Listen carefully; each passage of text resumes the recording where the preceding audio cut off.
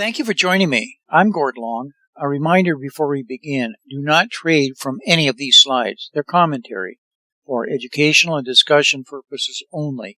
Always consult a professional financial advisor before making any investment decisions. In our recent long-wave video entitled The BRICS and Their Commodity Producers, I talked about commodities as a sector in geopolitical and political economic terms. In this Under the Lens video session, I want to focus on key developments in the food sector that need to be considered as part of any commodity investment strategy. The subject is actually so large that it merits the attention on its own as an annual thesis study. Last year's thesis paper was on the emerging regulatory state, and this year's looks to be headed towards being on the macroprudential policy emergence of regulatory repression. As you will see, food will play an increasingly important role in this rapidly expanding area of what can best be described as control, socially, economically, and politically. We're going to discuss how increasing centralized government regulatory control involves your health, finances, personal choices, and freedoms. Hopefully, you'll quickly see I'm not exaggerating the extent to which this is emerging in a silent and insidious fashion. As such, I'd like to cover the areas outlined here. The best way to begin distilling the developments is to talk about Robert Kennedy Jr.'s startling rejection of the Democratic Party on the basis of his strongly held view of its failure and unwillingness to address the serious health crisis facing America. Robert F. Kennedy Jr. spent decades as an environmental lawyer fighting polluters and supported green organizations for environmental justice. He is now setting his crosshairs on the pharmaceutical and ag industries to clean up the nation's food supply chain of ultra-processed foods and seed oils that poison consumers. He's determined that suspending his presidential campaign to team up with former President Trump will be necessary for the strongest success rate in making Americans healthier again, not through Big Pharma's Ozempic shots, but instead of revitalizing small farms and shaking up corrupted federal government agencies. A lifelong liberal like RFK Jr., with millions of supporters nationwide, appears to have made a deal with Trump to join the campaign with the specific goal of waging war against corrupt federal health and food agencies, resetting the nation's poisonous food supply chain, and 3, launching a crusade against Big Pharma if the Trump team wins in November. RFK Jr. informed journalists at his special announcement press conference that America's health crisis stems from ultra-processed foods pushed by giant food pharma companies that have corrupted various federal agencies. I personally found it both enlightening and shocking, and highly recommend you listen to his arguments in their entirety in the video shown here of his presentation. As a result of COVID, I've also personally gained a highly suspicious view of the whole area of epidemics, pandemics, and Big Pharma. Let me highlight just some of the key research points RFK Jr. made as a 70-year-old father of 6 children. Autism rates were about 1 in 10,000 in his generation. In his kids' generation, 1 in 34. California, it is now 1 in 22. He asked, why are we letting this happen? Why are we allowing this to happen to our children? How can we let this happen to them, since these are the most precious assets that we have in our country?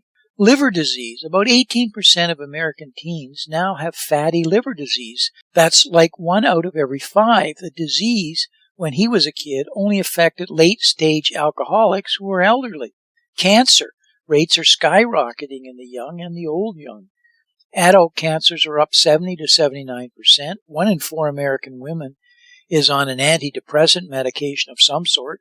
About 40% of teens have a mental health diagnosis, and 15% of high schoolers are on Adderall, and 500,000 children on SSRI, he says.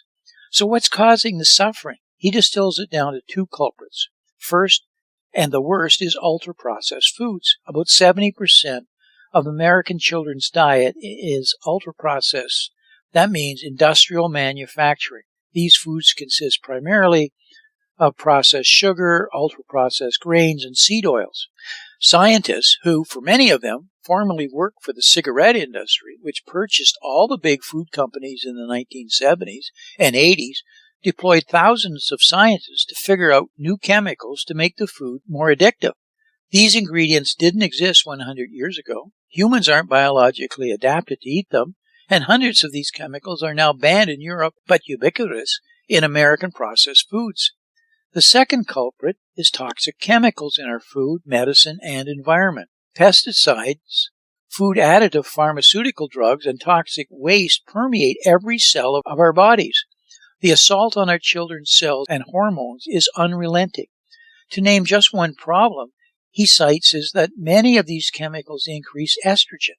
Because young children are ingesting so many of these hormones disruptors, American puberty rate is now occurring at age 10 to 13, which is 6 years earlier than girls were reaching puberty in 1900. Our country has the earliest puberty rate of any continent on the earth, and no, this isn't because of better nutrition. This is not normal. Breast cancer is also estrogen-driven, and it now strikes 1 in 8 women. We are mass poisoning all of our children and adults, frankly. So let's talk Big Ag. The processed food industry lobbyists, according to RFJ Jr., have corrupted Washington, resulting in food supply chains filled with poison that is killing Americans. Several federal agencies that are supposed to protect consumers have also been corrupted. The processed food industry has been, and again I quote him, destroying small farms, and they're destroying our soils, end of quote. He is entirely correct about the war on small farms. More than ever, the corrupt government and the processed food industry has contributed to the more recent small farm collapse. In the 1800s, about 90% of the U.S. population lived on farms. It was unheard of to see morbidity obese folks back then. Small farm owners began to decline as folks moved to the towns and cities. Small farms have now collapsed to less than 1% of the U.S. population. And the billionaire class, like Bill Gates, who wants to ban cow farts, has been buying up small farms nationwide in a massive consolidation move. What's he up to? In the U.S., small farms accounted for less than 25% of food production in 2020, down from nearly half in the 1990s. The change of guard in farming across America and who controls the food supply chain has morphed from the people to the processed food industry. As mega factories farms rise in power, inversely, small firms have been burdened by high operation costs and climate regulations, a stealthy way of bankrupting small competition. Unlike factory farms, small farms are deeply rooted in communities. They are more likely to feed their neighbors and provide real, nutritious food rather than have their produce end up in a Walmart store halfway across the country. The latest data from the USDA shows the massive farm collapse across America over the last century. Mega corporations, some of which are part of the green cult, want greater and greater control over the nation's food supply. Some are even pushing insect-based diets.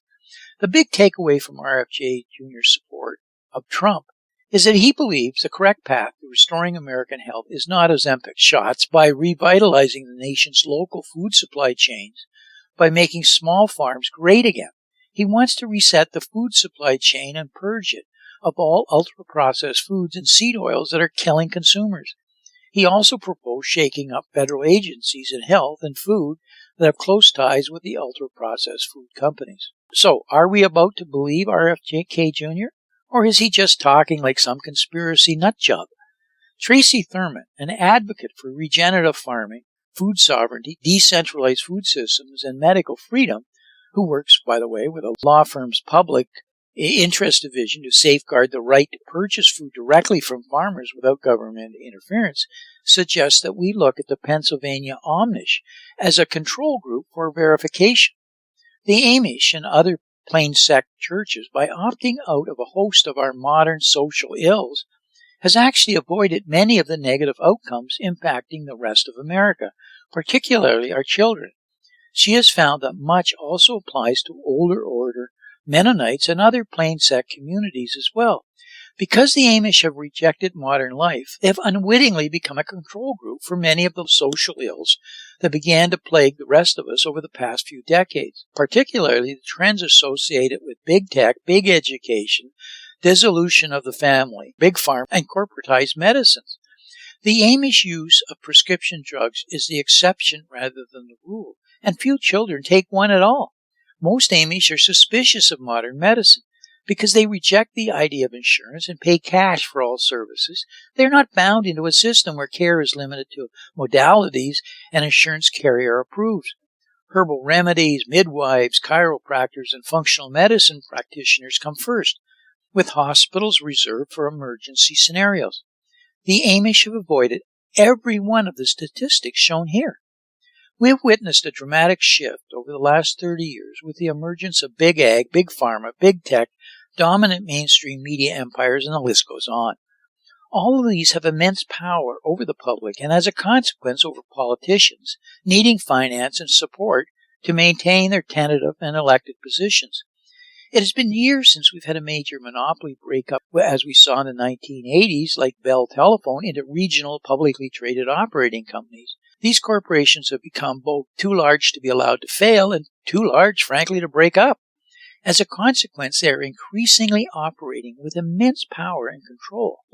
When you couple this with the increasing size and role of the central government, you have a witch's brew for policies that are not necessarily in line with the U.S. Constitution, that places the electorate in charge as enshrined in We the People.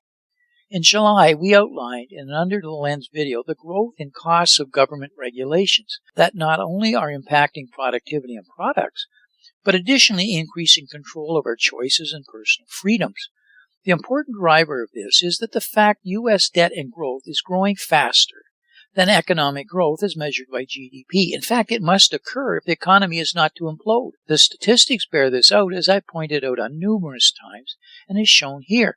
This is forcing governments to take larger control in an attempt to keep the economic financial engine from stalling and monumental chaos resulting. It also makes politicians and government more reliant on the power and influence of these big corporations. We are witnessing almost daily government policies, regulations, and mandates that are having a profound long-term impact on our agricultural process. You would think, since we are not producing any more farmland, governments would be focused on making it more productive as the world's populations expand. The opposite is actually occurring.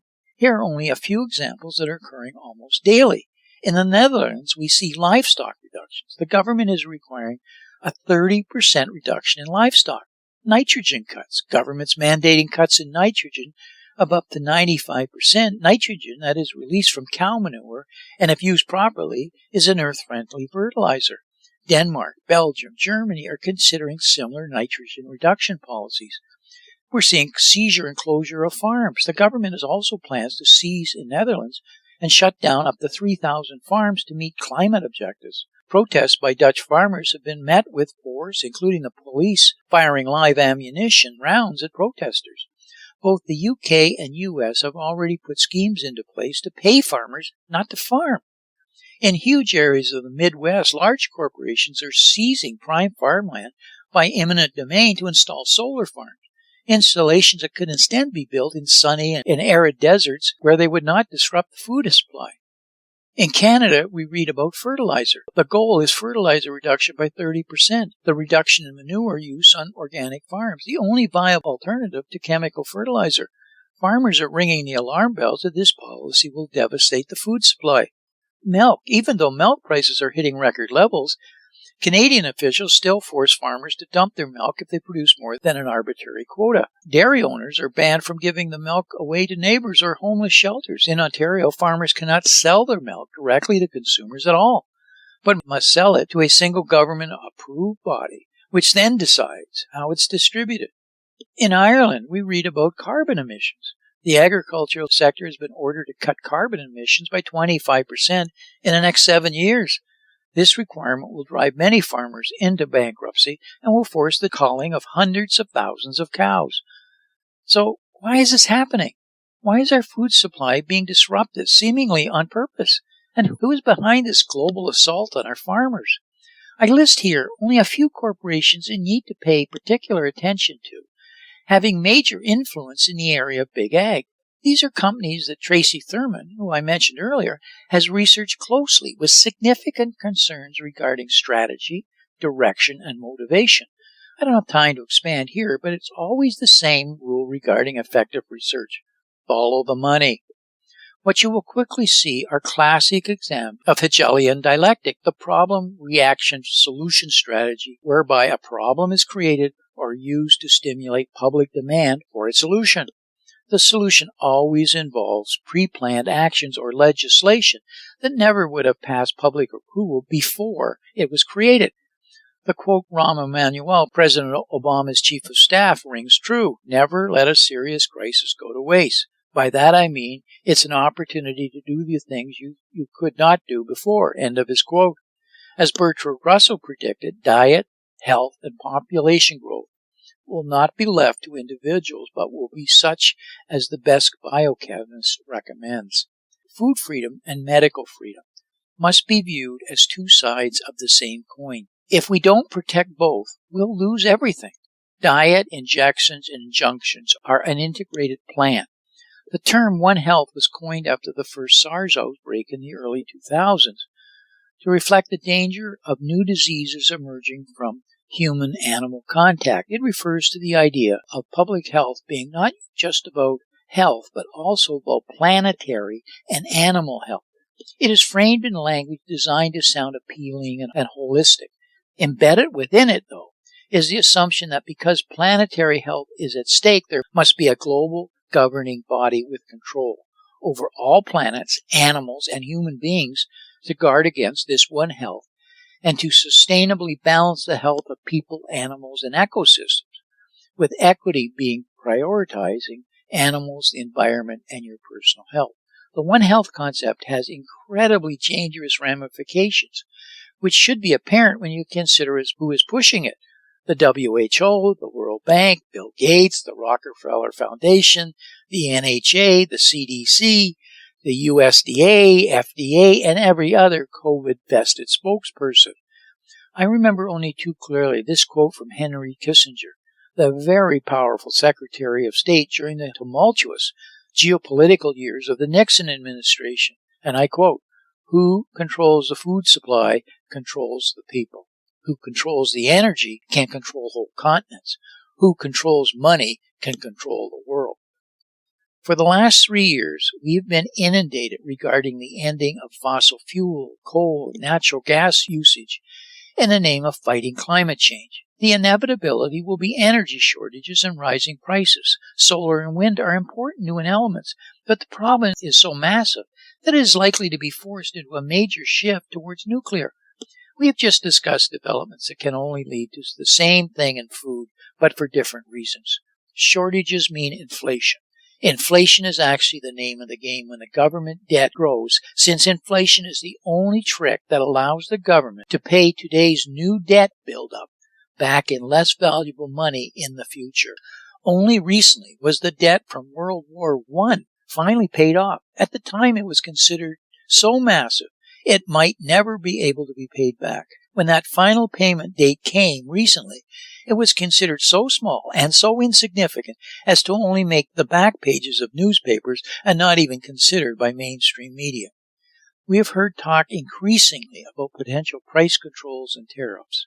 Both only lead to inflation. The signposts are clear. History suggests these sorts of problems can become acute so quickly that even rationing can occur. So, what might all this mean as investors? Energy, food, precious metals, minerals, and materials should be seen as representing levers of geopolitical and political economic control. These levers are now being pulled by global forces. Prices for all commodities and foods, in particular, have frankly nowhere to go but up. That means a potential inflation elevator in the future. The economics of developed economies with fiat currencies are now trapped with few and fewer options available for them to keep the system afloat. As I often remind you, never underestimate how the powers to be might react. It has been my experience that they always change the rules in an attempt to simply kick the can down the road. Your job as investors is to anticipate and prepare for their probable reaction. We're on the road towards a new form of financial repression, best called regulatory repression. Guaranteed basic income, modern monetary theory, and a more powerful participation by players like the WTO and the WHO are all likely in our future. Never before has the importance of self-reliance ever been more important than it will be over the next decade. Be prepared, get prepared, and adapt to the emerging new reality. As I always remind you in these videos, remember politicians and central banks will print the money to solve any and all problems until such time as no one will take the money or it is of no value. That day is still in the future, so take advantage of the opportunities as they currently exist. Investing is always easier when you know with relative certainty how the powers to be will react. Your chances of success go up dramatically. The powers to be are now trapped by policies of fiat currencies, unsound money, political polarization, and global policy paralysis. I'd like to take a moment as a reminder, do not trade from any of these slides. They're for educational and discussion purposes only. As negative as these comments often are, there's actually seldom been a better time for investing. However, it requires careful analysis and not necessarily following what has traditionally been the true and tried approaches. Do your reading and make sure you have a knowledgeable and well-informed professional financial advisor. So until we talk again, may 2024 turn out to be an outstanding investment year for you and your family. And I sincerely thank you for listening.